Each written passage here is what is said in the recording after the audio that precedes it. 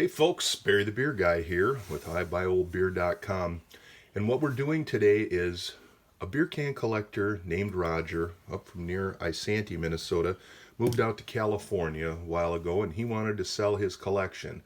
And with the COVID pandemic coming in, and he had to sell and get out of his house, and I didn't want to irritate my wife and fill my garage full of beer cans, this never happened. I did take Roger's books that had all his cone tops. I mean, I've got a stack of paper a foot high here to go through.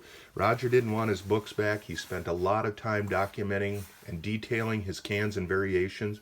What I'm doing here is a video for you beer geeks out there to show you the differences in cans, explain a little bit. If you have found a cone top can or have a collection, I hope this video helps you.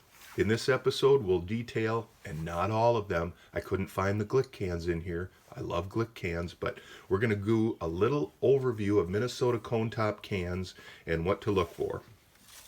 This Hauenstein can, Hauenstein stuck with the cone top cans up until, I believe it was 1961.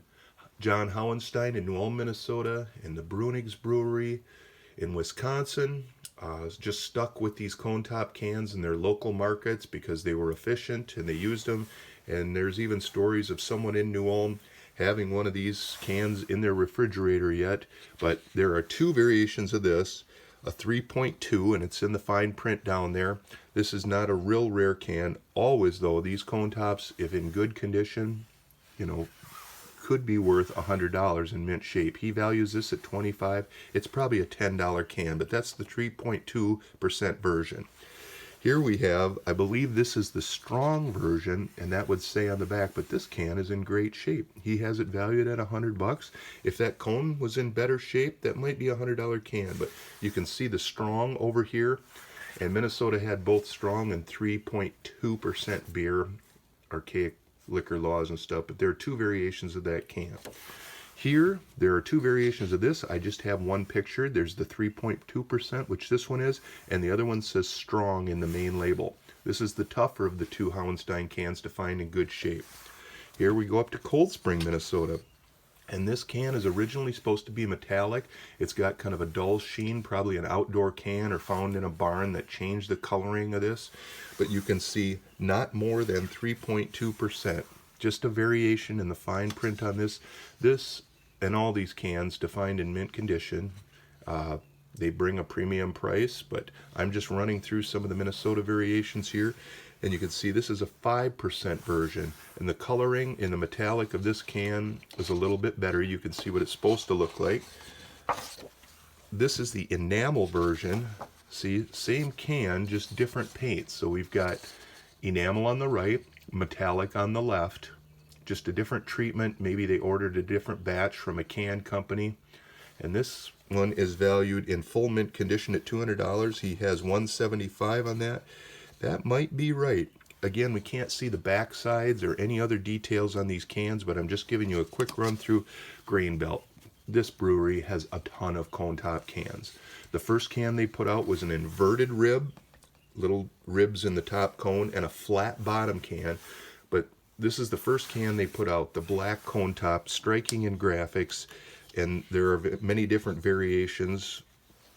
Here's another one. See, like down here in the fine print, I'll attempt to show you. We've got the friendly ale, and here, strong beer. And this was a metallic can. These even have value in rough or rusty shape. There's one in pretty darn nice shape. This one's got strong beer down here. He has an estimated value of $125. I'd say it's worth that. It looks to be in nice shape with, again, finding metallic on these cans is pretty tough order, being that they were made in the 1930s. Here's another variation. This is not more than 4%. Again, these are just variations in the fine print. Sometimes they may or may not affect value. Here's another can. This is a metallic can, but in rough shape.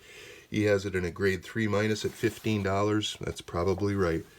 Here's a can that's been repainted on the top. And again, see, you can see down in the bottom, we've got strong here, no strong there. So this is a probably 3.2% version, but the fact that it's been repainted on the top and the bottom does affect value. Again, this is a dumper can in that kind of condition. And this variation, there are so many different variations. You can look in both these side panels. You'll have alcohol statements. We've got strong here. And here's one.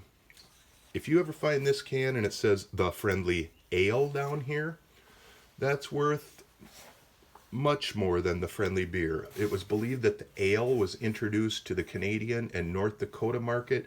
I know of a few ale cans, and that's where they were found. So that one word difference can mean a lot in value. If you find that can, give me a call. Here's another one, the friendly beer. And look at the difference in these. The tan background and the white background, with premium above the logo and special on this one. Here's another one. And again, these vary greatly in the fine print and in these panels. This is a metallic can too, but probably one of the most common Minnesota cone tops just because it was made in great quantities. Here's another variation. I won't bore you with the fine print. Another variation, and you can see how the bottle cap between these two is a little different. One's filled in solid and a little bit different color layout. There's another version of that.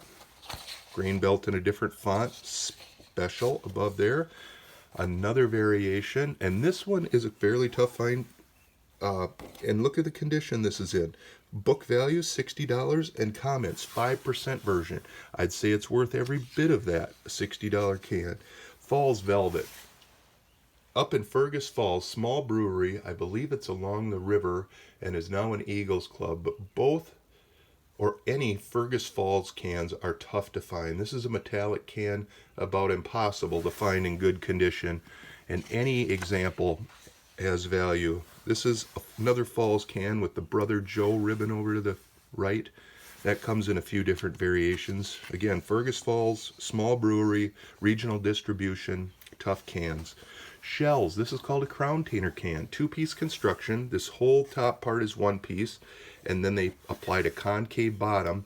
This comes in both strong and 3-2 and is hard to find in real nice condition. Vittgers Natural. Now this is a tough can. This is Vittgers' first can. Inverted rib on top, flat bottom. It comes in both strong here and the 3-2 version. But even in dumper shape, it has value because that's Vittgers' first can. The red can is a tough can to find. Nordlager. This came in both a low profile and high profile version. This one's actually got a hole in the front, but still has value. This can, if you find it with white writing, for whatever reason, it might have been a short run variation. That one's a little tougher. And there are alcohol variations, which are a little bit tougher, but this one does not contain more than 3.2%. Book value of 90. He has it valued at 50. Vittgers Rex. There's a tough variation here too. When you get the 5% alcohol down on the bottom, that's just a tough variation, whether or not it was distributed in another state or just a short run, but that's a one-line difference that can mean a difference in value. Fountain Brew, we crossed the river to Wisconsin. There's a variation of this too that has export beer. All right, well, I didn't plan this real well. And let's finish off with Leinenkugel, a one-word variation. Look it down on the bottom. Do you see it? I'm not going to point it out. Okay, one has Chippewa Pride beer in one line, Pride beer on the right, and Chippewa Pride beer on the left. The one on the left is actually more common. This is a tougher variation. Again, I'm Barry with I Buy Old Beer. If you want more information on cans that you found, a collection, shoot me an email. It depends on condition, rarity, and variations, and I'll be happy to answer your questions. That's all.